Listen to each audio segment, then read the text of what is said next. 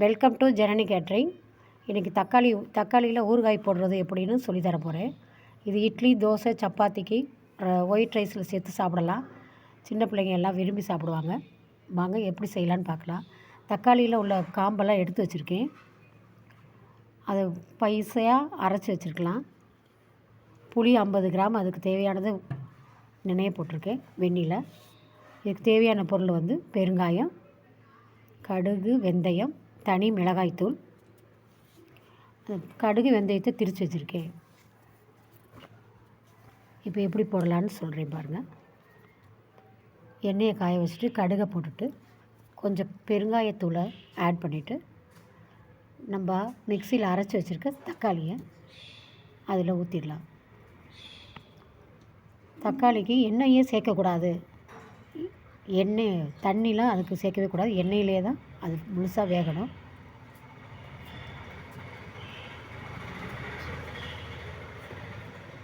நல்லா அதனுடைய தக்காளியினுடைய பச்சை வாடை போகணும். அதனுடைய கலரும் மாறணும், பச்சை வாடை போகணும்.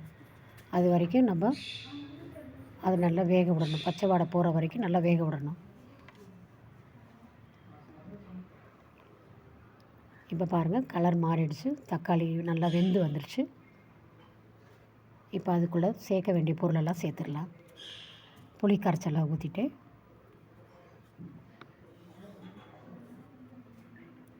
தேவையான அளவு உப்பு. இதற்கு முக்கியமானதே இந்த கடுகு வெந்தய பொடி தான். அதுதான் இதனுடைய டேஸ்ட்டுக்கு. தக்காளிக்கு தக்கன அதை போட்டுக்கோங்க. தனி மிளகாய்த்தூள். 1.5 கிலோ தக்காளிக்கு 25 கிராம் மிளகாய்த்தூள் ஆகும். இப்போ இதனுடைய புளிப்பு ஊற்றிருக்கனால இந்த பச்சை வாடை போகிற வரைக்கும் நல்லா வேகட்டும்.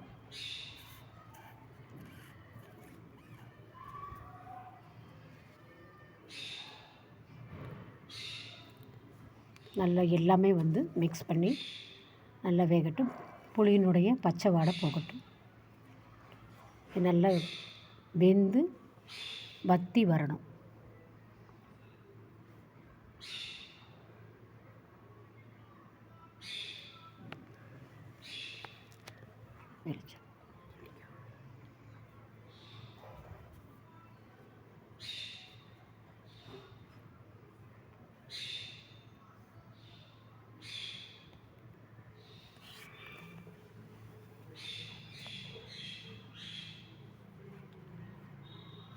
நல்ல எண்ணெயிலேயே தக்காளி வெந்து நல்லா வந்துடுச்சு.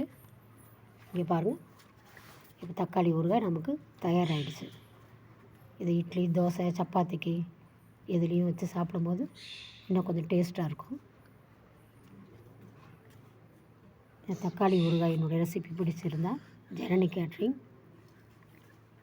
சப்ஸ்கிரைப் பண்ணுங்கள், லைக் பண்ணுங்கள், ஷேர் பண்ணுங்கள்.